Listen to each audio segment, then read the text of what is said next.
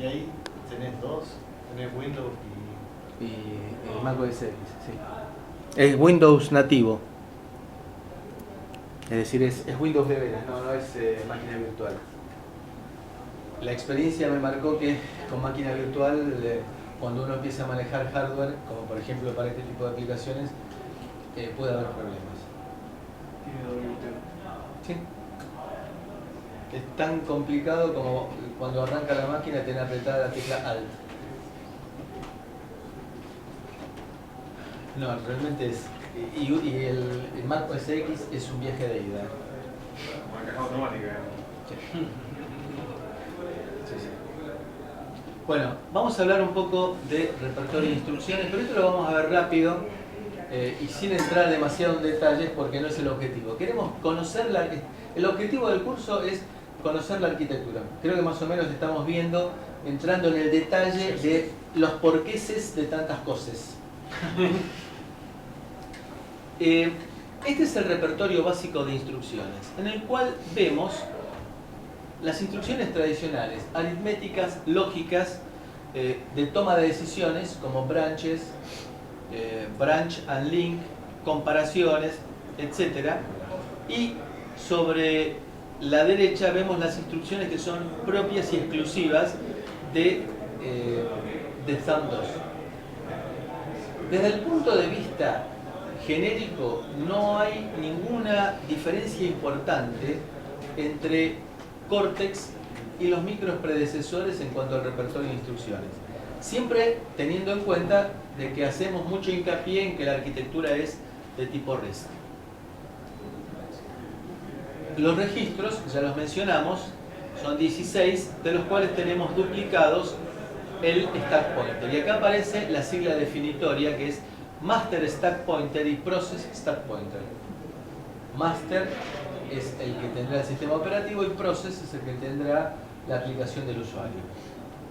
¿Se acuerdan que habíamos dicho que teníamos 16 más 1 registros? Esta es la razón del más 1. Que no es otro registro más, sino que es un registro que puede tener doble significación.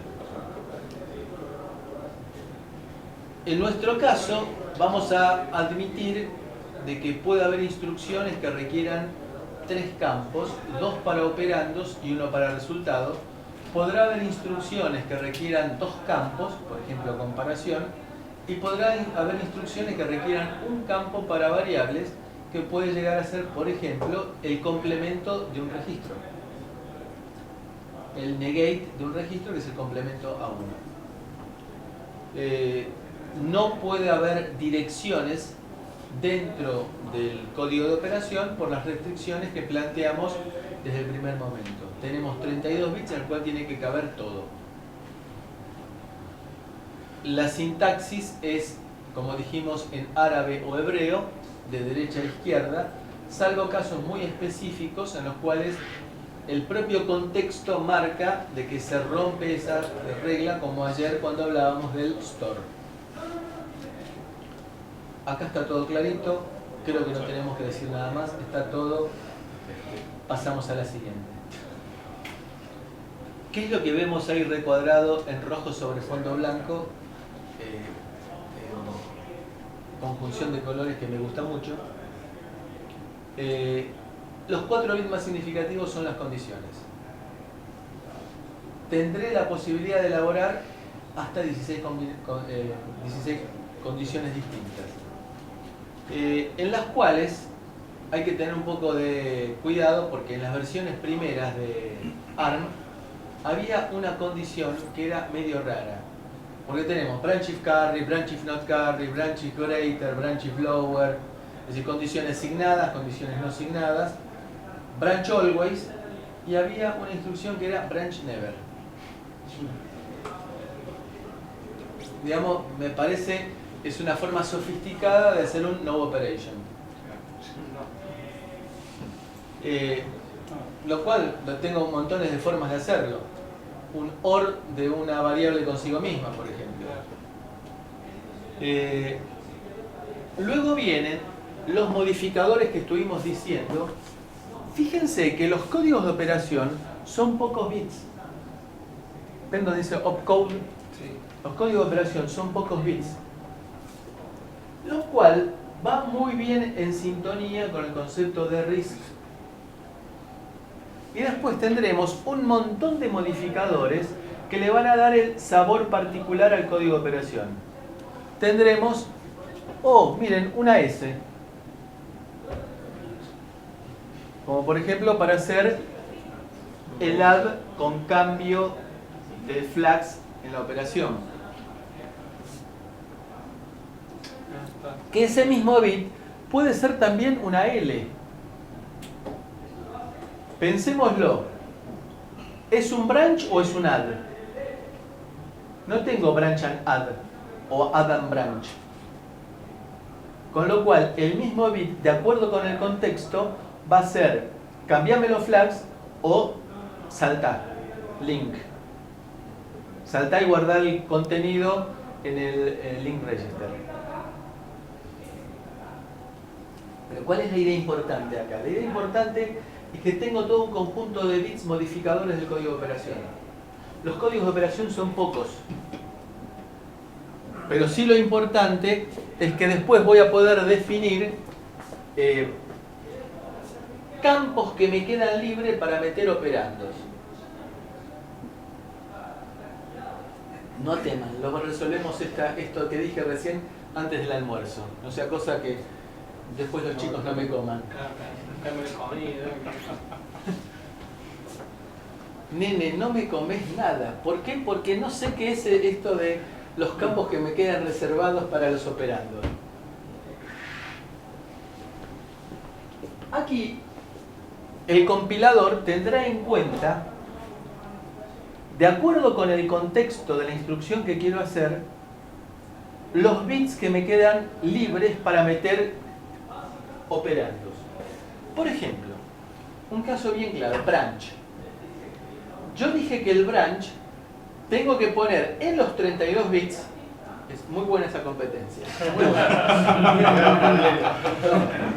Sí, como docentes les recomiendo que siempre tengan la costumbre de tener las cuerdas vocales húmedas, en serio.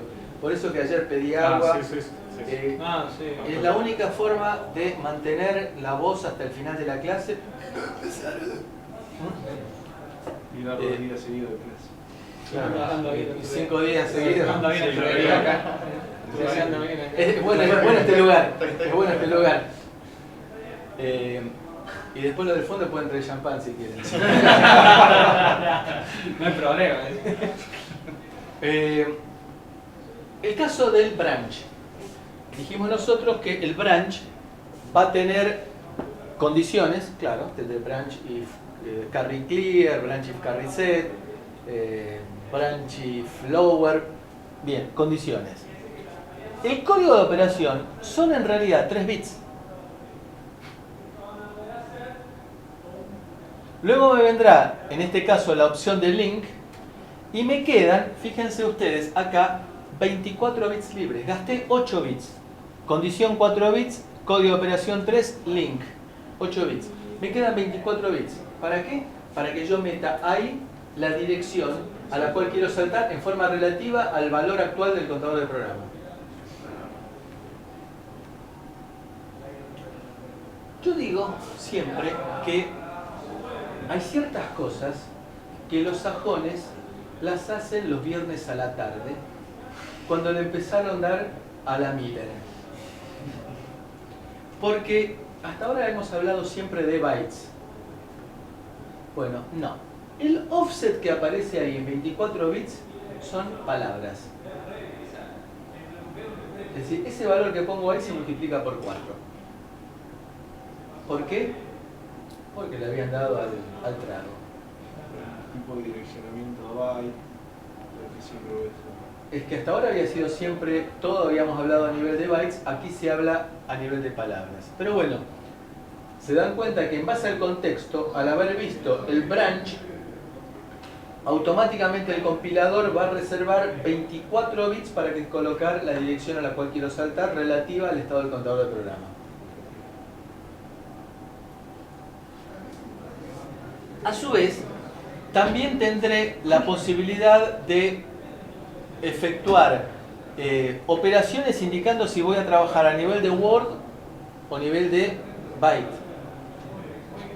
En algunos casos también a nivel de half word, en la cual me va a quedar un espacio de, por ejemplo, 8 bits para colocar un offset.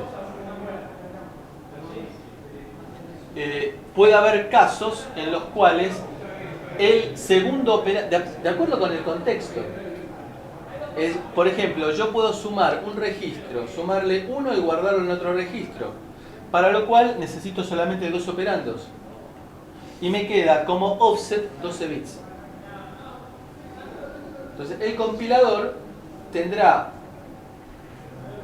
un parser inteligente como para tratar de detectar qué tipo de campos tiene que liberar para que uno le ponga externamente los operandos. Entonces podrá haber valores inmediatos que se den de acuerdo con el tipo de operación, que sean a nivel de 8 bits o que sean, por ejemplo, a nivel de 4 bits solamente cuando sean transferencias de half word, o bien puede darse el caso que sean, y acá fíjense que aparece, eso lo vamos a ver dentro de un rato, quizá a primera hora, 12:30, ¿no? Sí. A primera hora de la tarde, Block Data Transfer. Fíjense que hay desde Block Data Transfer desde 0 hasta 15, desde 16 lugares. 16, hoy es la cantidad de registros. Qué casualidad. Con todo esto que queremos decir, el repertorio de instrucciones está basado en un conjunto básico de códigos de operación en el cual le ponemos un montón de modificadores, que de acuerdo con el contexto el compilador resolverá de una u otra manera. Los operandos que se ponen en forma inmediata podrán hacer de acuerdo a la instrucción de que se trate de 12 bits, de 8 bits o en unos pocos casos de 4 bits. Las instrucciones condicionales van a ser desde 0000, que es branch if equal, no solamente branch, sino para add if equal en adelante, hasta llegar a la 1110, que dice ninguna condición, es un branch incondicional, branch always. Fíjense que no existe la combinación 1111. Bien, en base a todo esto podemos llegar a tener condiciones de tipo aritmética o de tipo no signada. Signada o no signada. Por ejemplo, tendremos greater than es no signada y podemos tener greater than or equal, que es el caso de la misma comparación signada. Se tienen en cuenta un conjunto de flags. Para que uno pueda tomar decisiones de acuerdo a esas condiciones es necesario setear los flags, es decir, es necesario realizar operaciones que me manejen los flags. Ejemplos de condicional. Fíjense, acá vamos a tratar de entender lo útil que puede llegar a ser haber imaginado al micro con la idea del lenguaje C en la cabeza. Imaginemos el siguiente fuente en C. Imaginemos tener variables que, oh, qué casualidad, llaman R0, R1 y R2. Yo digo, si R0 vale 0, incremento R1. Caso contrario, incremento R2. ¿Cómo lo haría yo en instrucciones ARM tradicionales? Oh, miren qué casualidad, coloco una etiqueta que se llame else y otra etiqueta que se llame end. Son casualidades. Comparo R0 en forma inmediata con 0. Branch if not equal a else. Si me dio que es igual, incremento R1 en 1 a través de una suma. Recuerden ustedes que en la instrucción incremento no existe. Y luego salto a end, etiqueta. la etiqueta else lo que hace es incrementar R2. Es decir, que incremento o R1 o R2. ¿Cómo lo voy a resolver yo teniendo suma condicional? Comparo R0 con 0. Indudable. Si me dio igual, ¿qué hago? Incremento R1. Caso contrario, incremento R2. Entonces, fíjense cómo me queda. Comparo R0 con 0. Add if equal, la comparación es obvio que me setea los flags, no tengo que ponerle la S. Es una comparación que no me setee los flags, Ya todos son flags. es ponerse de novio con la hermana, más o menos. No tiene... add if equal R1. Add if not equal R2. Fíjense, cosa muy importante. No le puse la S. No, claro. Porque si le pongo add if equal S, me arma un despelote bárbaro cuando llego a la siguiente. Como lo puse yo, suma R1 o R2. ¿Qué logré con todo esto? Bien. 3 líneas de... Está bien, tengo mucha memoria, no es trascendente. ¿Qué otra cosa? La velocidad. Bien, ¿qué pasa con la velocidad?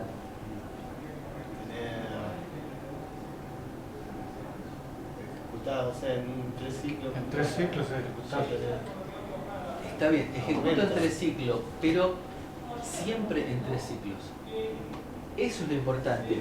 Fíjense que acá yo tengo, de acuerdo con el camino que siga, Sí. una instrucción, 2 instrucciones, 3 instrucciones. Por un camino, por otro camino, una instrucción, 2 instrucciones, 3 instrucciones, 4 instrucciones. 5, si le tenemos en cuenta que al saltar. Pues, bueno, acá, esa la voy a ejecutar siempre igual. Es decir, de acuerdo con el camino, voy a ejecutar tardando 3 o 4 instrucciones. ¿Es bueno 3 o 4? No, ¿Va en contra de qué? Del determinismo. Aquí yo voy a estar Más o hablando... menos. Claro, Más o menos. es el micro argentino. Claro. Es el micro argentino. ¿El airbag te va a andar o no? Si no te anda, después vení que te lo arreglamos. De vuelta, aquí la arquitectura nos está indicando, tengo herramientas, porque fue concebido de esa manera, es que yo conozca, es el único micro que tiene instrucciones condicionales. Todas las instrucciones condicionales. Obviamente que esas se ejecutan en 32 bits. Sí. Entonces, es el único micro que me garantiza el determinismo en este tipo de operaciones. Determinismo significa tiempo real. Nosotros, ingenieros en electrónica, estamos acostumbrados a garantizar el hardware, porque nos gusta, lo tocamos, vemos si calienta o no calienta. Está bien. Claro, si está frío significa o se quemó ya antes o anda bien. ¿Pateo o no pateo? Hay un teléfono nuevo que sacó HTC que funciona a 55 grados. Lindo para llevar en el bolsillo, ¿eh? La batería debe durar un suspiro, me imagino. Mi teléfono me indica de que están dando mal, que se colgó alguna aplicación cuando empieza a levantar temperatura. Bueno, en el caso del software y del firmware, no sabemos medirlo. Nadie me va a decir el software mide 2 metros, pero medirlo tiene que significar poder garantizar que funciona bien, que no tiene condiciones tramposas incorporadas. Condiciones tramposas que puede significar bucles que se autobloqueen. El riesgo que yo incorporo a mi proyecto cuando uso funciones ejecutadas por externos es, ¿no tendrá algún bucle autobloqueante? No es poco lo que estoy diciendo. Lo que debemos acostumbrarnos es a estudiar técnicas de medición y de garantía del software y del firmware. Hay técnicas, nos cuesta mucho trabajo incorporar eso. Nuestro proyecto va a estar compuesto por hardware, cosa en la cual nos sentimos, fíjense que hemos estado discutiendo si usamos el KiCad o si usamos el Altium y no se nos ocurre buscar reglas y normas de medición de calidad de software. Hay varias anécdotas como para marcar esto y que nos quede registrado. Un caso hace un montón de años, unos cuantos años, en los cuales cuando se empezó a incorporar informática grosa en la aviación militar en un principio, un caza, un F no me acuerdo cuánto americano, que dejó de responder a los mandos. El piloto se eyectó, se salvó, pero se perdieron como 30 y pico de millones de dólares de aquella época porque se hizo pelota el avión. Con el riesgo de que una de esas caía en algún lugar habitado, porque eso es imprevisible. ¿Qué había pasado? Había pasado que los diseñadores del software dijeron: esta condición no se puede dar nunca, entonces no pongo el else. Es en serio, ¿eh?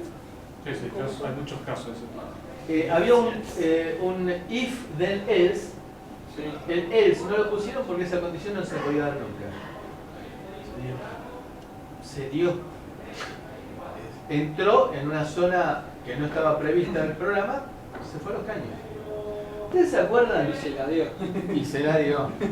¿Ustedes se acuerdan cuando hacían el análisis de la máquina de estados en el primer curso? Que hacían al principio de todo decían, sí, estado mayor que estado máximo. Y ustedes decían, no puede ser, si el estado puede ser 0, 1. Hay que hacerlo. Ese tipo de cosas que parecen redundantes, hay que hacerlas. Pero tiene que haber una reunión. O por lo menos tratar de Aumentar la seguridad y crear lo que llaman confiabilidad positiva. Si falla, que falle en el mejor sentido posible. Es decir, que el avión falle en tierra, que no falle volando. Hay otro caso también terrible, que ahí sí hubo un montón de víctimas, que fue una máquina de radiación para tumores, que había una condición que entraba en un loop y seguía aumentando la radiación. ¿Te cocina? ¿Un microondas? Sí, sí. Y eso es irreversible. Sí. Bien, volviendo entonces a lo nuestro, estamos hablando de el determinismo, estamos hablando de que estamos presentando el primer micro que es mayoritariamente determinístico, que puede hacer sistemas operativos multitarea determinísticos, y este fue el punto en el cual los sistemas operativos multitarea empezaron a surgir. Con el ARM7 vamos a ver que era imposible hacer un sistema determinístico, y un multitarea que no sea determinístico es muy poco utilizable. Acá observen que tenemos una opción de una duración u otra, mientras que acá sabemos que siempre va a durar 3 ciclos de reloj. Las instrucciones condicionales tienen variantes ya pensadas, insisto, con la idea del lenguaje de alto nivel. Tengo instrucciones del tipo if then else. Instrucciones del tipo if then else. En las cuales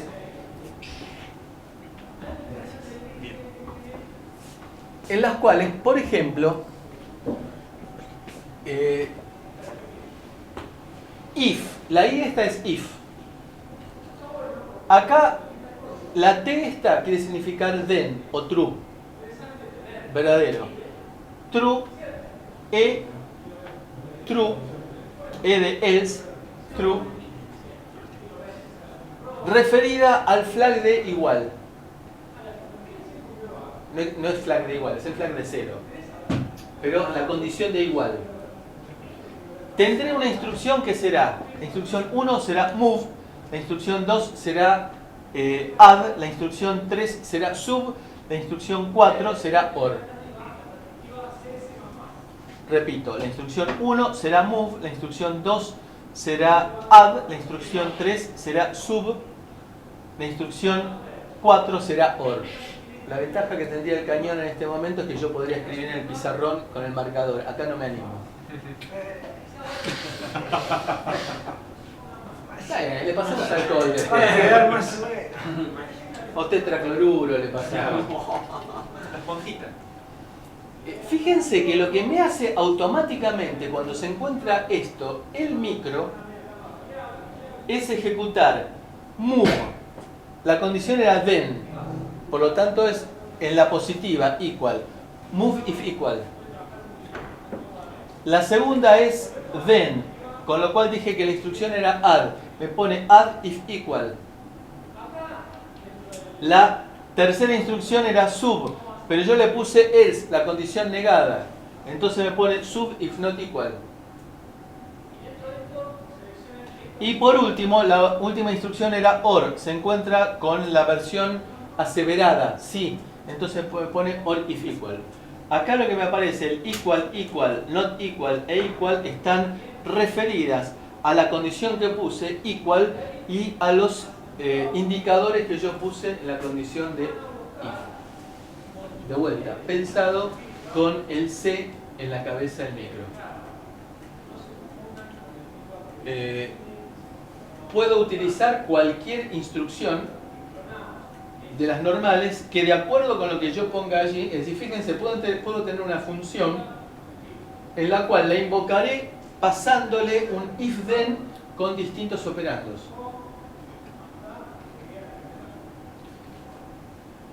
El tema es, y esto me queda la intriga, supónganse que llegué hasta la segunda instrucción y me aparece una interrupción. Se perdió todo. ¿Sí o no? Está en el flag, ¿no? Está en el flag, sí, Según el flag. contexto. ¿Por qué según el contexto y por qué? No, se guarda lo que se debería guardar. Claro, Se debe guardar el estado del if-then en el cual me encontraba, el nivel en el cual me encontraba. ¿Y dónde lo podré guardar? No. Pero no está. En la palabra estado del programa. Tengo 32 bits, puedo guardar un montón de cosas. Entonces guardo el nivel en el cual me encontraba del if-then.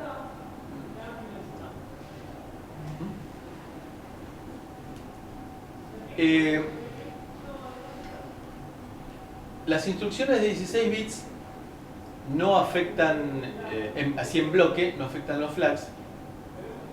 Las instrucciones de comparación lo hacen. Y las instrucciones de 32 bits, como tienen ese flag S, pueden o no afectar los flags. El estado del if-then se guarda en el current program status word. De esta manera, cuando estoy ejecutando se puede interrumpir, no es necesario bloquear las interrupciones, se puede interrumpir y volver a retomar con regularidad la ejecución.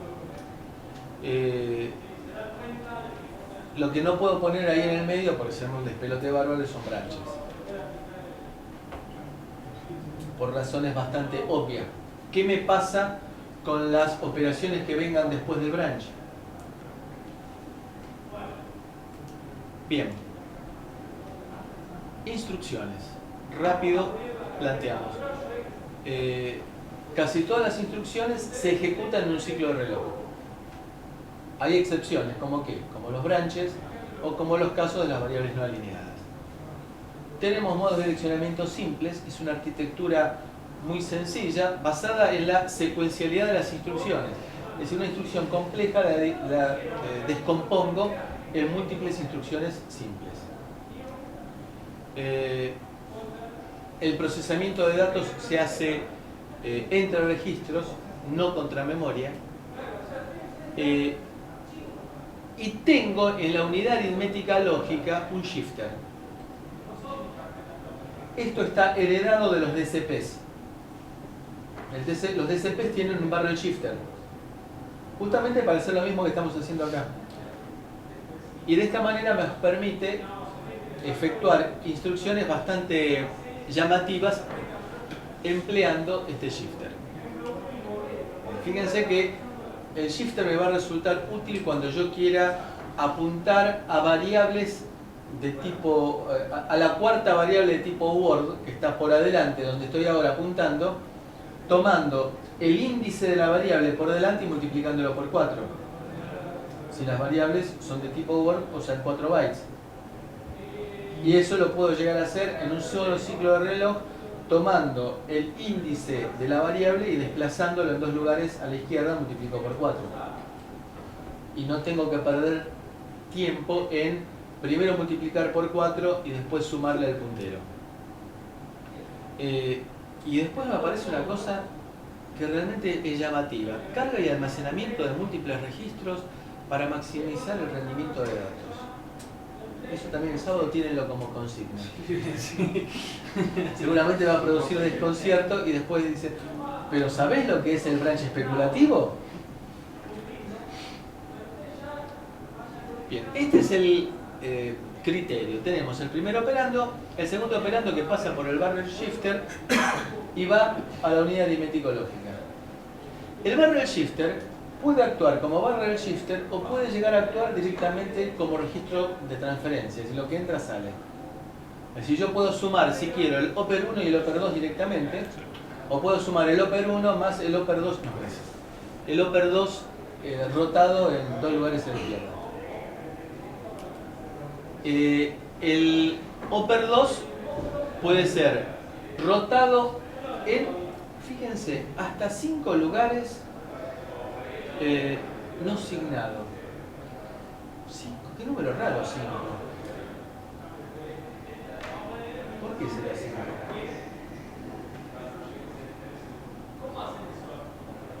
Rotar una magnitud en 5 lugares. ¿Qué significa? Multiplicar o dividir por 32. ¿Cuántos bits tiene el registro? ¿Tiene sentido rotarlo 64 veces? Esa es la razón por la cual pongo el límite de 5.